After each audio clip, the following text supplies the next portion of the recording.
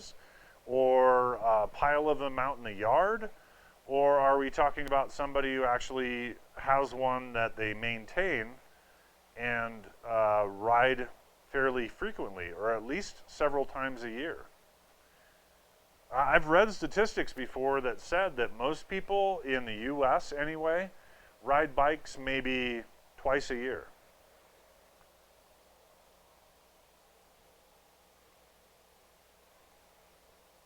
And I don't know what the actual percentage was, but I would say with us being a rural area,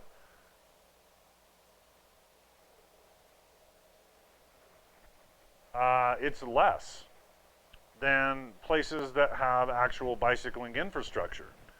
I know there's a lot more people in Denver that choose to live without a car. They they can choose to live without a car because they have great pathways in Denver that you can get from one place to the other and never have to cross a highway or anything like that. They have a pretty well-established trail system, most of it paved, where you can get pretty much anywhere you want in Denver by bicycle. Now, of course, Denver gets snow, and you know, that's a factor, but still, Denver is fairly bicycling friendly. And every time I go to Denver and you pass by, you're going to go catch some Z's. Yeah, you were up since very, very early. Great to see you, my friend, Franco. I enjoyed watching you streaming again. You're very good at it, better than I am as far as being entertaining when I'm gaming, so stick with it, man.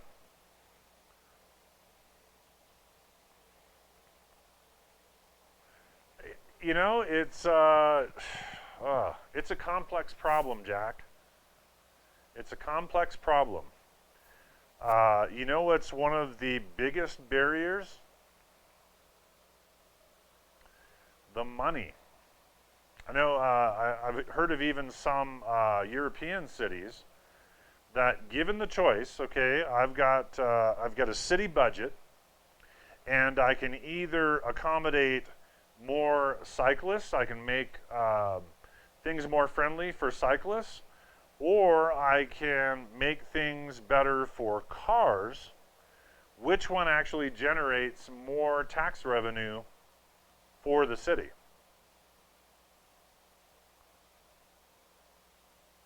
And it comes down to that. They'll go, well, screw bicycles. They're not going to make us any money. We'll invest in the auto infrastructure. And in a place like where I am, where it's rural, okay, I think I've told you it's kind of odd. It's a huge valley. It's the largest high mountain valley in the world. We're over 7,000 feet, almost 8,000 feet, pretty much everywhere in the valley. And in that valley, it's always been used for agriculture. And this goes back to the time where we didn't have cars. People were getting around by horses and wagons and things like that. Well, all the towns are about 15 miles apart, which means that you're going to live somewhere in that area, okay? More than likely, you'll live at the farthest from a town is about 7.5 miles. Make sense? So you can take your horse 7.5 miles and be in a town from any direction. Well, since we don't have horses, or at least they're not as common as they were, yeah, that's beyond most people's ability to easily walk to get into town.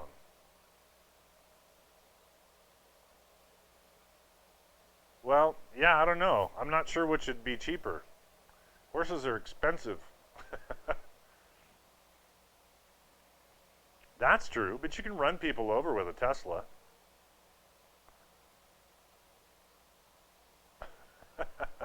Just watch the Tyrant King play GTA 5. He runs people over all the time with a Tesla.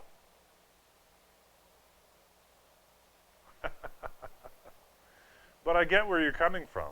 Now, 7.5 miles by bicycle is doable by most people. It's probably easier to bicycle 7.5 miles in a relatively flat valley than it is to walk 7.5 miles. But people still won't do it. They still see it as way too much effort, and they will drive a car. And so car culture is definitely far more prevalent in a place like this. Now, if you're in an urban environment where everything, every service, business, store, what have you, is within a fairly small radius, now your bicycle becomes very, very practical. While people are stuck in traffic at stoplights in their cars, you can filter up to the front and be the first one to get through the light. You can take shortcuts through the alleys. You can do a lot more stuff. You're a lot more mobile. They say in like New York City, it's faster to get around by bicycle than it is by car because of finding parking and things like that. Same with San Francisco. Parking is so expensive that a lot of people get around by bicycle because it's a more affordable choice.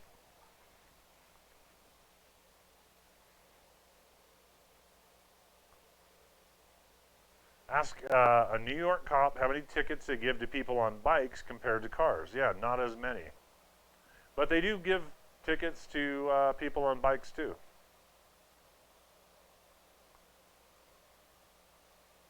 But yeah, I mean, all that said, we're not exceptional. We probably have more than the national average of recreational bicycles here. We're talking about mountain bikes and things like that because it's Colorado. We have great trails here. You know, there's epic single track to go ride, and it is more popular here than say probably in Indiana, you know, or even Wyoming, you know, because everything there is so far away. And, a lot of people come here for riding opportunities. So even if the local people don't ride themselves, they still want to see trails developed because it brings tourists, and they want that tourist income. So, we do have probably more than the national average of bikes, mainly because of that. But I wouldn't say that we have near the national average of people that actually commute by bicycle. Now, even within the valley, there's a larger town called Alamosa. That's where the university is. That's where all the big box stores and things are, and the most population. Well, Alamosa has a lot more people that get around by bicycle because, again, it's that kind of urban grid where you can live your kind of whole life getting around by bicycle. You can visit the doctor, you can go to the hardware store, you can do your grocery shopping. You actually can forego having a car there. And if you needed to come over to, say, my town because it's the county seat or something like that, you can take a cab. You can hop on a bus. There are some local public transportation options. Not that much, though. They don't have like a real strong city bus. They're kind of the short buses, and you can make jokes about that, whatever you want. But like the big, full-on school bus-sized diesel buses don't run in a town that size. There just isn't enough demand for them. But yeah, I would love to see more stuff like that. What we do have a lot of around here, because again, I said it was an agricultural area, is there's actually a lot of train lines running all over the place, and I would love to see those getting utilized. If you lived on a slope or a hill, I would very strongly think of just taking a bike down and carrying it up with my groceries just for the workout. Easy down, hard up, and take my car for actual needs. Yeah, but we're in the U.S. People here will drive 5 times around the parking lot to find a spot that's near the front of the store so they don't have to walk. And then when they get out, you realize, wow, they really should have parked as far away from the door as possible because they really need the exercise. But people don't think that way, you know? It's like, hey, you want to go skiing? Most people would go, oh, sure. Yeah, cross country skiing. Oh, no, no, no. No, I want to go alpine skiing. I want the lift to carry me up and gravity to carry me down. Nobody wants to really work that hard. And I've heard that a lot when I tell people that I'm into bicycles. I tell them about a ride I did. Well, I don't want to work that hard. Really? Because it looks like you might want to work a little harder. And here I am talking. I'm overweight right now. I do plan on getting on the bike, like I said, when it's not threatening to storm on me. But we are getting into a better weather season. And yeah, I'd actually like to take out my POV rig and do some streams from out there on the road. Drunk or tired or sick or not, because you need to and should.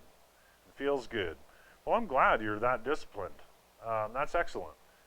I was counting my steps for a while, and my wife, she has some health issues that actually prevented her from getting in the regular bike rides and things like that. But she's feeling better. Matter of fact, I'm going with her to the doctor on Monday.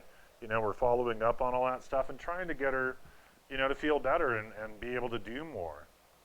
And she hates it when she has a really busy day. She's like, hey, I got up and I did all this stuff, and I took a walk and got in my steps, and then I look at the steps that I took working construction, and it's like, sorry, honey, but I walk around a lot doing construction. And I'm excited about it too, Jax. I think it'll be fun. But that's not good exercise. That is all anaerobic exercise. It is not aerobic exercise. That's what I need. And last season, my wife and I did go on a lot of what I like to call casual rides. I enjoy them. We have fun out on our rides. We get a chance to have conversation. We're at a slow enough pace, but it's just that. It's not really a workout. And what I've realized is that while I still want to do that with her, you got to fix your bike. Yeah. Well, I'm kind of failing on this one. I don't have the right spoke. I don't have the right spoke wrench. But I'm going to need to take at least a couple of rides that are at a higher intensity, which means that I'm going to have to go out and ride by myself. But that's one reason why I want to have the POV rig is if anybody joins me, I'll be able to chat with you at least while I'm out doing a ride, and that sounds like a lot of fun. And yeah, there are trails that I can ride to that are within distance. I can leave from here. That's one reason why I really like living where I do, is I don't have to load my bike onto a car to take it to some place to ride it. You have a front derailleur that's rubbing on your back tire somehow. Yeah, that happens. Clearances are very tight these days. There's a clever balance between having the derailleur set properly to not rub on the tire and have it shift properly. Or it could be that you have too wide of a tire on there. They do have limitations. You're trying to cram a lot of stuff going on in that very tight bottom bracket area, especially with wide ratio drivetrains and things like that we have now. And that's why some bikes have gone to wide ratio in the rear and no front derailleur, because it eliminates that issue. I'll bring it in sometime this season, but I have a bike with 3-inch wide tires on it. And because the tires are so wide, you just don't have any room for anything other than a 1x drivetrain. And I'll show you that sometime.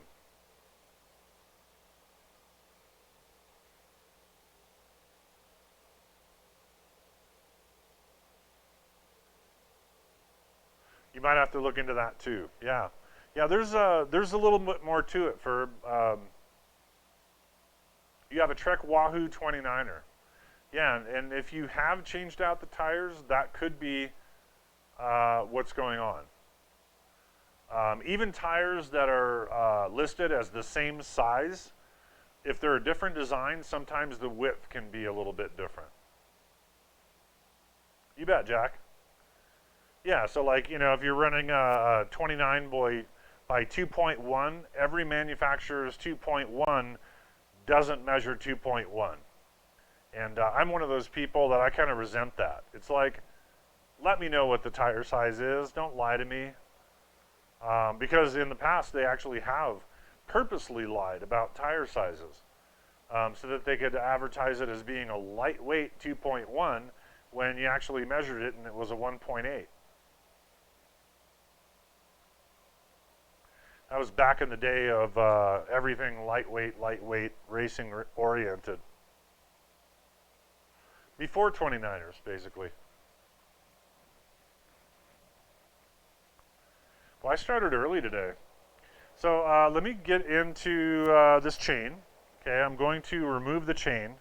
Unfortunately, I didn't find a Shimano break-off pin. And I'm going to have to, you know what, I really do need to do this. I need to start making myself a list. Because, like I said, I've kind of taken a long break from working on the bikes. So, as I run into this stuff, I need to have either a notebook or a master list of things that I need to start stocking up on. Okay, you've changed out pretty much everything on it at one time or another, even the crank for the pedal. Gotcha. Yeah, so that can actually be a spacing issue. You know that there's different widths of cranks, right?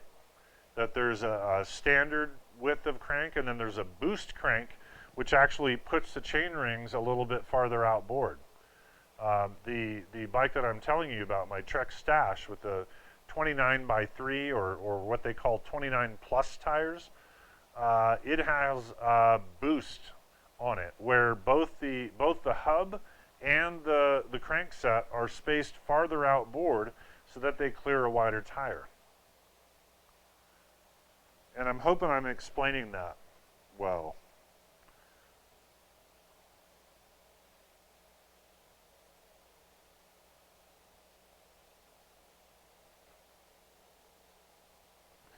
So I need the spoke wrench for this wheel.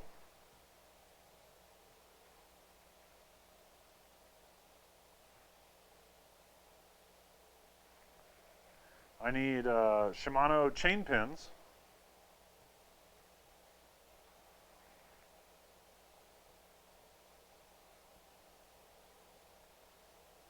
Okay.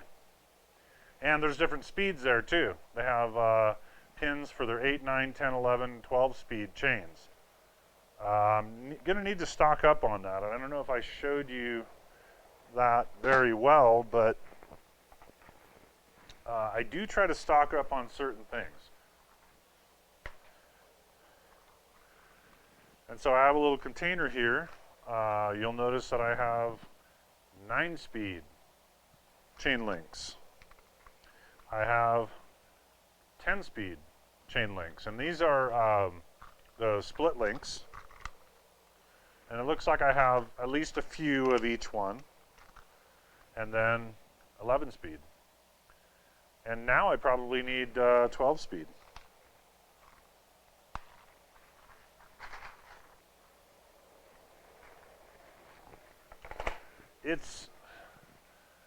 I'm not trying to be organized because I'm OCD. I'm trying to be organized because, well, you saw, oh gosh, I need a chain pin. Where are they? You know, when I'm out on an event, well, sometimes I do support for races. And if you're very organized, you can be very efficient. You can get somebody back onto the track and out of your booth as soon as possible. And of course, you know, if they're trying to be competitive, you want to be as efficient about that as possible. If you kind of lollygagged and took your time and you're like, oh, where is that, you know, people are going to be upset with you instead of happy that you were there to help them fix a problem. So I do try to be organized about all that. Also, as far as, you know, here in the studio, I have computer projects, I have woodworking tools and projects, I have, you know, all my bicycle tools and stuff for working with plastics and, you know, you name it, all this hardware and little things to keep organized. And of course, if I can find it, I'm not out there buying more of it and then later on finding, oh wow, why did I buy this? I already had some. So I do always try to keep that stuff organized as much as possible, just so I don't waste my time. It's I found it's worth it. Okay, so we're going to find a chain breaker here. Actually, I have my big one over here on the wall. Or I did. No. Guess what? My buddy still has that one. Over at the bike shop. That's okay. I got backups. Matter of fact, here's a little Tark tool. Oh yeah, drills and saws, keeping all the drill bits organized and everything. Absolutely. You're not working hard enough if you have a full drill index. You always have to have one or two missing, right? Well, I'm sorry about the chain pin. That's a good one to be aware of. I was going to show you that there's a right way and a wrong way to do this.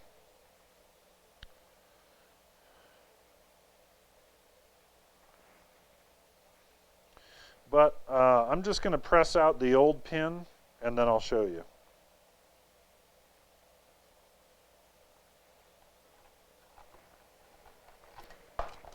Okay. And the pin fell out. Okay. Matter of fact, let's throw it on the table here.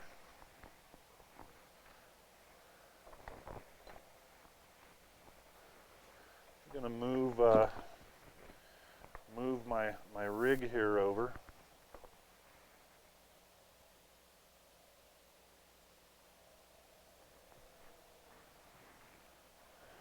I'm going to give myself a little room there.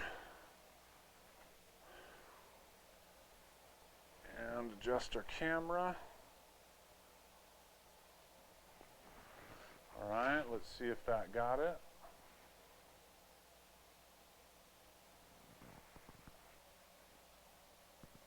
Okay. And one more thing, focus. Okay. Oh, you're going to go. Ah, well. All right, well, thanks. Well, I'll explain this anyway, and if you're curious. Hey, Cass, how you doing? Working on bike stuff today, Cass. So hopefully that's why you came here. If not, well, I hope you enjoyed anyway. So I just wanted to show you the ends of the chain, okay, where it's joined together. You'll see that there's an inner link, and then there's two outer links, okay? And so the way the chain joins together is you have this little pin. And this is actually a special pin. Now the standard Shimano pin is twice as long as this. And the way it's designed is when it presses in, when it drops in here, you press it all the way through until this end of the pin is flush with the outer link of the chain, and the rest of it hangs out the back side. So you have this pin kind of sticking out like that. Well, you grab the other side with pliers and you just snap it right off. It is scored so that when you snap it off, now the ends of the pin are flush with the outside of the chain. That works pretty well. I haven't ever had any problems with them, but there was a nuance that I did not know about. Either I had not read enough into the technical aspects of installing a chain, or I mean, I was given the tip by another mechanic, and what they said was that, well, you know, those have to go in a certain way. Well, Shimano has refined their chains to the point where their chains for more modern drivetrains are actually directional. There is an inside and an outside to the chain. And it's designed to work with all those ramps and pins and everything that I was describing earlier to aid your chain shifting up and down gears. And if you get the chain backwards, the system does not work correctly. So there is an orientation. There's often a rotational direction as well as an inside and an outside. So chains have gotten a little more technical. But even on, this is 9-speed stuff, it's a little bit older, there was still a technical part of this that allowed